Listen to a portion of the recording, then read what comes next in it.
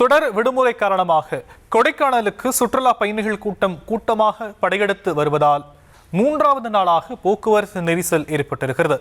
சாலைகளில் வாகனங்கள் ஒன்றின் பின் ஒன்றாக ஊர்ந்து செல்கின்றன.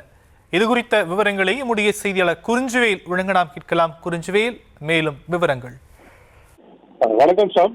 திண்டுக்கல் மாவட்டம் கொடைக்கானலில் கிறிஸ்துமஸ் புத்தாண்டு மற்றும் அரையாண்டு தேர்வு விடுமுறையை முன்னிட்டு பல்வேறு பகுதியிலிருந்து கடந்த சில தினங்களாகவே சுற்றுலா பயணிகள் வருகை அதிகரித்து காணப்படுகிறது. இந்த நிலையில் கடந்த 2 தினங்களாக கொடைக்கானல் நகர்ப்பகுதி மற்றும் சுற்றுலா தலங்களில் கடுமையான போக்குவரத்து நெரிசல் காணப்பட்டது. மேலும் நேற்று காலை தொடங்கிய போக்குவரத்து நெரிசல் நேற்று இரவு வரை தொடர்ந்து காணப்பட்ட நிலையில் இன்று காலை 3வது நாளாக மீண்டும் நகர்ப்பகுதி மற்றும் சுற்றுலா தலங்களில் கடுமையான போக்குவரத்து காணப்பட்டது. இதனால் சாலைகளில் வாகனங்கள் இருபுறங்களில் ஒன்றன் பின் ஒன்றாக ஊர்ந்து செல்லும் நிலை ஏற்பட்டுள்ளது. குறிப்பாக தொடர் விடுமுறை என்பதால் கூடுதலான காவல்துறையினர் பணியில் அமர்த்தி இந்த போக்குவரத்து சரி செய்ய வேண்டும் என்ற கோரிக்கை எழுந்து வருகிறது.